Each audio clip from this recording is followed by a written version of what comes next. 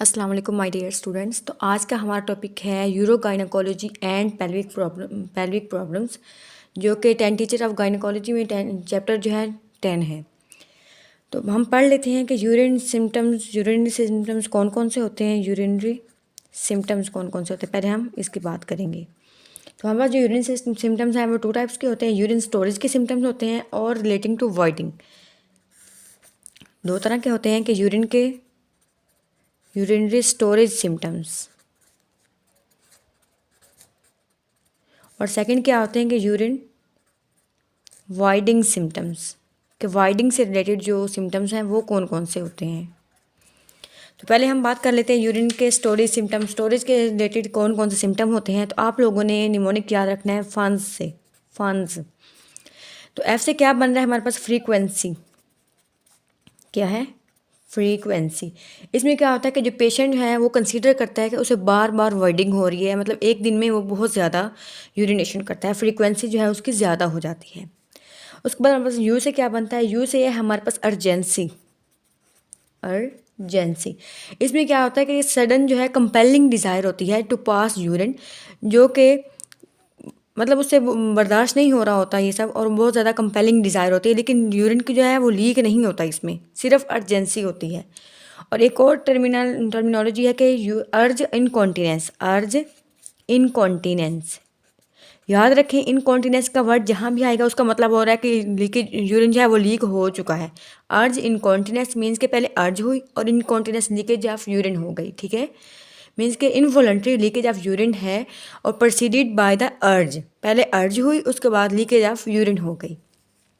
उसके बाद क्या है हमारे पास, एन से। एन से क्या बनता है, नोक्चूरिया। नोक्चूरिया, नोक का मतलब होता है जब भी मतलब नाइट से हम रिलेटेड कोई बात कर रहे हैं, और यूरिया मीन्स के यूरिन से रिलेटेड कोई बात करें। तो इसका मतलब क्या है कि जो पेशेंट जो है वो कंप्लेन करेगा कि वो रात को बार बार उठता है वॉइडिंग के लिए, नोक्चूरियम में। और सेकंड टर्म जो है नोक्चर्नल एन्यूरेसिस। नोक्चर्नल एन्यूरेसिस, तो एन्यूरेसिस का मतलब है कि जो उसका जो यूरिन है वो लीक हो गया है। नोक्चर्नल मीन्स रात को, मीन्स कि loss of urine occurring during sleep. Sleep के टाइम जो है वो यूरिन जो है वो लीक हो जाता है। जैसे कि आपने देखा होगा जो छोटे बच्चे होते हैं उनका जो सिस्टम होता है, ये जो रिफ्लेक्स सिस्टम, इंक्यूरेशन रिफ्लेक्स वाला सिस्टम होता है वो ठीक से नहीं बना होता, तो उस वजह से वो क्या है कि नोक्चर्नल एन्यूरेसिस वगैरह होती है। और एंड पे हमारे पास क्या है, एस से। एस से क्या बनता है, stress incontinence. Stress incontinence, incontinence मैंने आपको पहले बताया कि मतलब है कि इनकॉन्टिनेंस का मतलब होता है कि यूरिन जो है वो लीक हो गया है। और स्ट्रेस का मतलब है कि कोई भी स्ट्रेस, जैसे कफिंग है, स्नीजिंग की वजह से एब्डोमिनल प्रेशर पे स्ट्रेस हुआ है, तो उसकी वजह से क्या है, स्ट्रेस इनकॉन्टिनेंस हो जाती है। इसका मतलब क्या है कि इनवॉलंटरी लीकेज हो जाती है एफर्ट्स या फिर एक्सर्शन, स्नीजिंग या फिर कफिंग के बाद। ये थी हमारे पास यूरिनरी स्टोरेज सिम्टम। अब हम बात कर लेते हैं यूरिन के वॉइडिंग सिम्टम कौन कौन से होते हैं। तो उसमें आप लोगों ने याद रखना है हिट्स से, HITS, हिट्स। अब हम पढ़ लेते हैं इससे क्या क्या बनता है। इस एस से क्या बनेगा, हेजिटेंसी। हेजिटेंसी इसका मतलब ये है कि जो मिक्चुरेशन जो रिफ्लेक्स है उसको इनिशिएट करने में हेजिटेंसी फील होती है पेशेंट को। मीन्स का उसका जो स्टार्ट है ना, उसका ऑनसेट जो है वो डिले हो जाता है। सेकंड क्या है, आई से क्या बनता है, intermittent stream. Intermittent stream means कि जो स्ट्रीम है वो एक फ्लो के साथ नहीं आ रही, वो कभी चल रही है कभी बंद हो जाती है, ठीक है, कि कभी वो स्टॉप हो जाती है और कभी वो स्टार्ट हो जाती है। उसके बाद हमारे पास आता है टी। टी से क्या बनता है कि terminal dribble. Terminal dribble means कि यूरिनेशन का जो लास्ट पार्ट होता है, फाइनल पार्ट होता है ना मिक्चुरेशन का, वो क्या होता है, फ्लो उसका जो है वो स्लो हो जाता है। मीन्स कि वो जल्दी से ख़त्म नहीं होता, बल्कि उसके ड्रॉप जो है वो एंड तक गिरते रहते हैं। पेशेंट कंप्लेन करेगा कि यूरिनेशन के बाद तक उसे जो है यूरिन जो है वो लीक होता रहता है, मिक्चुरेशन के बाद भी यूरिन जो है वो लीक होता रहता है। इसके बाद क्या, ऐसे क्या बनता है कि जो स्ट्रीम जो है वो स्लो हो जाती है, स्लो स्ट्रीम, कि पेशेंट को परसीव होगा कि जो उसके यूरिन का फ्लो है वो बहुत कम है। इसके अलावा क्या है कि स्प्लिटिंग हो जाती है, स्प्लिटिंग या फिर स्प्रेइंग। मीन्स उसका जो फ्लो है वो सिंगल नहीं है, वो जैसे फुहारे की टाइप वो यूरिनेशन होती है इसमें। तो ये थे हमारे पास यूरिन के वाइडिंग सिम्टम्स, ठीक है, ये है हमारे पास यूरिन के वॉइडिंग सिम्टम। अब हम बात कर लेते हैं रेलिवेंट फंक्शनल एनाटॉमी क्या है, नॉर्मली मिक्चुरेशन कैसे होती है और ये सारा प्रोसेस कैसे होता है, कि नॉर्मल क्या है, फंक्शनल एनाटॉमी क्या है ब्लैडर की और यूरिथ्रा की फंक्शनल एनाटॉमी। नॉर्मली क्या होता है कि मिक्चुरेशन साइकिल होता है। मिक्चुरेशन साइकिल में क्या होता है, मिक्चुरेशन साइकिल, इसके 2 स्टेप्स होते हैं। पहले स्टेप में क्या होता है कि ब्लैडर जो है वो उसमें स्टोर हो, यूरिन जो है उसमें स्टोर होता है। और सेकंड स्टेप क्या होता है कि वॉइडिंग होती है, जो यूरिन स्टोर हुआ है उसने वॉइड होना होता है। तो इससे क्या होता है कि जो रेट्रोजर मसल होता है ब्लैडर का वो रिलैक्स होता है ड्यूरिंग स्टोरेज। स्टोरेज के दौरान क्या होता है कि रेट्रोजर मसल जो है वो रिलैक्स होता है, ठीक है। और जब वाइडिंग होती है, जब इसकी कैपेसिटी ब्लैडर की इंक्रीज रीच हो जाती है, ब्लैडर की कैपेसिटी जो है वो रीच हो जाती है, तो पेशेंट को वॉइडिंग होती है। और इससे क्या है, डेट्रोजल मसल जो है वो यहाँ कॉन्ट्रैक्ट करेगा। डेट्रोजल मसल क्या है, कॉन्ट्रैक्ट करेगा। और उसके जो स्फिंक्टर्स हैं यूरिथ्रा के, वो क्या है, रिलैक्स हो जाएंगे। स्फिंक्टर्स क्या हैं, रिलैक्स हो जाएंगे।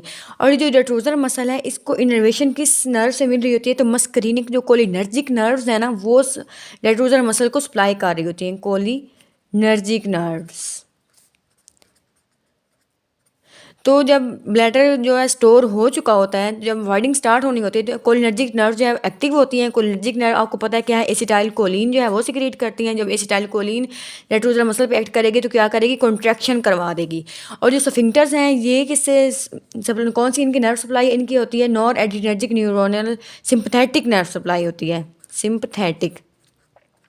जब सिम्पथेटिक इनका सिस्टम जो है एक्टिव होता है तो ये क्या करता है, स्फिंक्टर्स को रिलैक्स कर देता है। जब स्फिंक्टर जो है वो रिलैक्स होंगे तो उसके बाद जो है वो यूरिनेशन स्टार्ट हो जाएगी, ठीक है। तो अब हम बात कर लेते हैं कि स्ट्रेस इनकॉन्टिनेंस क्या होता है। स्ट्रेस इनकॉन्टिनेंस, जैसे कि मैंने आपको पहले बताया कि इनकॉन्टिनेंस आप लोगों ने याद रखना है कि यूरिन जो है वो लीक हो रहा है। और स्ट्रेस जैसे कि आपको नाम से शो हो रहा है कि कोई भी स्ट्रेस हो स्नीजिंग के दौरान या फिर कफिंग के दौरान, तो क्या है कि स्ट्रेस इनकॉन्टिनेंस की वजह से क्या यूरिन जो है वो लीक हो जाता है। इसमें क्या है, यूरिन जो है वो लीक होता है। तो नॉर्मल अगर हम एनाटॉमी की बात करें कि जो यूरिथ्रा के स्फिंक्टर हैं वो वीक हो जाते हैं, इसकी वजह से स्ट्रेस इनकॉन्टिनेंस होता है। यूरिथ्रा के स्फिंक्टर्स है ना, स्फिंक्टर्स वो वीक हो जाते हैं क्योंकि जो उनको पेल्विक मसल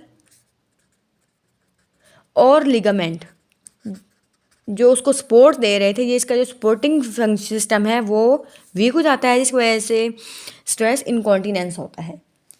तो नॉर्मली क्या होता है कि मैं आपको ऐसे डायग्राम में दिखा दूं, टेम्परेचर के डायग्राम से, ताकि आप फेमिलियर हो जाएं। तो इसमें वो ये क्या दिखा रहे हैं कि ये हमारे पास ब्लैडर है और ये हमारे पास एब्डोमेन का एरिया शो हो रहा है, और ये हमारे पास है यूरिथ्रा के यहाँ पर होता है इंटरनल स्फिंक्टर, और ये जो है पेल्विक फ्लोर के मसल के साथ एक्सटर्नल स्फिंक्टर जो है प्रेजेंट होता है। नॉर्मली वो क्या दिखा रहे हैं कि इंक्रीज एब्डोमिनल प्रेशर ड्यूरिंग कफ, लॉफ और स्नीजिंग। जब इंट्रा एब्डोमिनल प्रेशर ज़्यादा होता है तो साथ में क्या है कि जो ब्लैडर नेक जो सपोर्ट कर रही है above the pelvic floor and abdomen, उसका प्रेशर भी इंक्रीज हो जाता है। देखें कि ये हमारे पास प्रेशर था, फॉर एग्जांपल अब मैं समझाने के लिए अगर आपको कहूँ कि इसका प्रेशर जो है वो 10 था, नॉर्मली एब्डोमिनल प्रेशर 10 था, और जो ब्लैडर की नेक है इसका एब्डोमिनल प्रेशर जो है 12 ले लें। तो अगर इंट्रा एब्डोमिनल प्रेशर ज़्यादा हो रहा है कफिंग और स्नीजिंग से, तो अगर हम उसमें 2 ऐड कर दें तो ये 12 हो जाएगा फॉर एग्जाम्पल। और उसके साथ साथ जब इस पर प्रेशर लगेगा, इस यहाँ भी तो इंक्रीज हो रहा है ना उसके साथ साथ, तो इधर अगर 12 हो रहा है तो यहाँ 14 हो जाएगा। मीन्स कि इंट्रा एब्डोमिनल प्रेशर जो है एक्सीड नहीं करता ये जो ब्लैडर की नेक का प्रेशर है, जिसकी वजह से कि वॉइडिंग जो है वो यूरिन जो है वो लीक नहीं होता। यूरिन तब लीक होगा कि जब एब्डोमिनल प्रेशर ज़्यादा हो जाएगा और ये जो यूरिथ्रा का प्रेशर है वो कम हो जाएगा। तो ये हमारे पास नॉर्मल फिजियोलॉजिकल साइकिल है कि जब इंट्रा एब्डोमिनल प्रेशर ज़्यादा हो रहा है तो साथ में यूरिथ्रल प्रेशर भी इंक्रीज़ हो रहा है, जिस वजह से उनका जो मेन जो डिफरेंस था यूरिथ्रल प्रेशर का और एब्डोमिनल प्रेशर का वो सेम रहता है। मतलब अगर ये इंक्रीज़ हो रहा है तो ये भी साथ में इंक्रीज़ हो रहा है, तो यूरिथ्रल प्रेशर वो इंक्रीज़ ही रहता है, वो कम नहीं होता, जिस वजह से जो यूरिन जो है वो लीक नहीं होता। अगर हम सेकेंड डायग्राम पर आएँ, यहाँ आप देख सकते हैं कि यहाँ पर पहले मैं आपको ये दिखा देती हूँ कि ये जो ब्लैडर नेक थी इसका जो इंटरनल स्फिंक्टर था, पहले वो क्या था कि पेल्विक फ्लोर के मसल से ऊपर था, और अब क्या है कि इससे नीचे आ गया। तो अब नीचे आ गया, जब एब्डोमिनल प्रेशर ज़्यादा हुआ है तो यूरिथ्रा का प्रेशर तो ज़्यादा नहीं हुआ। जब एब्डोमिनल प्रेशर ज़्यादा हो गया, यूरिथ्रा का प्रेशर कम ही है, तो यूरिन जो है वो लीक करना शुरू कर देगा। आपको समझ आ रही है ना? देखें कि इसमें क्या है कि ब्लैडर की नेक जो है वो लॉस्ट हो गई है, मीन्स कि वो नीचे चली गई है, पेल्विक फ्लोर मसल से नीचे आ गई है, और उसको जो सपोर्ट थी, जो कि ब्लैडर, जब सपोर्ट उसकी कम हो गई है, लॉस हो गई है, तो जो ब्लैडर नेक है वो डिसेंड हो गया है and bladder pressure exceeds urethral pressure. जब ब्लैडर का प्रेशर जो है वो ज़्यादा हो गया है, क्योंकि जब इंट्रा एब्डोमिनल प्रेशर ज़्यादा होगा तो ब्लैडर पर भी तो इसका इफेक्ट पड़ेगा ना, तो इसी वजह से ब्लैडर का प्रेशर भी ज़्यादा हो जाता है और उस वजह से जो यूरिन है वो लीक कर जाता है। तो इसमें क्या है कि स्ट्रेस इनकॉन्टिनेंस हो रही है। तो इसके अलावा यहाँ अगर मैं आपको थर्ड डायग्राम दिखाऊं तो इसमें क्या कहते हैं कि रेट्रोजनल मसल जो है वो कॉन्ट्रैक्शन कर रही है लीडिंग टू इंक्रीज प्रेशर। ये एक और सिनेरियो है, ये मैं आपको बाद में समझा देती हूँ, पहले मैं आपको स्ट्रेस इनकॉन्टिनेंस पढ़ा लेती हूँ कि स्ट्रेस इनकॉन्टिनेंस में जैसे मैंने आपको बता दिया है कि नॉर्मल फिजियोलॉजी क्या थी कि जब भी इंट्रा एब्डोमिनल प्रेशर ज़्यादा होगा, इंट्रा एब्डोमिनल प्रेशर ज़्यादा होगा इंटर यूरिथ्रल प्रेशर से, यूरिथ्रल प्रेशर से जब भी ज़्यादा होगा तो इनकॉन्टिनेंस होगी, इनकॉन्टिनेंस। और अगर वो इंटर एब्डोमिनल प्रेशर कफिंग की वजह से, स्नीजिंग की वजह से, मीन्स के स्ट्रेस की वजह से ज़्यादा हो रहा है, तो उसे हम कहेंगे कि ये स्ट्रेस इनकॉन्टिनेंस है। ठीक है, अब हम बात कर लेते हैं कि रिस्क फैक्टर क्या क्या होते हैं कि इस वजह से स्ट्रेस यूरिनरी इनकॉन्टिनेंस के चांसेस जो हैं वो ज़्यादा होते हैं। रिस्क फैक्टर क्या क्या होते हैं, तो क्या है कि मल्टी पैरिटी, इसमें क्या होता है कि मल्टी पैरा वुमन में उनका जो पेल्विक फ्लोर के मसल्स हैं, जो लिगामेंट्स हैं वो वीक हो चुके होते हैं, वो उस चीज़ को, यूरेथ्रा के जो स्फिंक्टर्स हैं उन्हें सपोर्ट नहीं कर सकते। जब सपोर्ट नहीं होते तो उसका जो है, उसकी जो नेक है ब्लैडर की वो डिसेंड कर जाती है। इसके अलावा क्या है कि फोर्सेप्स डिलीवरी में क्या होता है कि टेयर, पेरिनियल टेयर आने का चांस ज़्यादा होता है, इस वजह से वो भी स्ट्रेस इनकॉन्टिनेंस हो सकती है उसकी वजह से। जैसे पेरिनियल ट्रॉमा, या फिर क्या हो जाएगा, पेरिनियम में कोई ट्रॉमा हुआ हो, या फिर जो है प्रोलॉन्ग लेबर हो गई हो, प्रोलॉन्ग लेबर, जब लेबर जो है प्रोलॉन्ग होगी तो जो ऊपर के स्ट्रक्चर्स हैं ब्लैडर वगैरह पे भी उसका इफेक्ट होगा, यूरिथ्रा पे भी इफेक्ट होगा, क्योंकि ऑब्स्ट्रक्शन काज कर रहा है ना बेबी। अगर फीटस का अगर हम हेड ले लें तो वो देखें ना, ऊपर जो ऊपर उसके ब्लैडर होता है, उसके ऊपर यूरिथ्रा होता है, तो उन सब पे जो है ऑब्स्ट्रक्शन काज कर रहा होता है। ठीक है, अगर बेबी की बर्थ वेट जो है वो 4 किलोग्राम से ज़्यादा है, बर्थ वेट क्या है 4 किलोग्राम से एक्सीड कर जाए तो भी स्ट्रेस इनकॉन्टिनेंस का, मदर में स्ट्रेस इनकॉन्टिनेंस का चांस जो है वो ज़्यादा हो जाता है। इसके अलावा क्या है, ओबेसिटी और या फिर क्रॉनिक कफ वगैरह हो, तो उसमें भी क्या होता है कि स्ट्रेस इनकॉन्टिनेंस के चांसेस इन फैक्टर्स की वजह से ज़्यादा हो जाते हैं। ठीक है, अब हम अपने सेकंड टॉपिक की तरफ आते हैं, तो वो मैं आपको नेक्स्ट पार्ट में बता देती हूँ।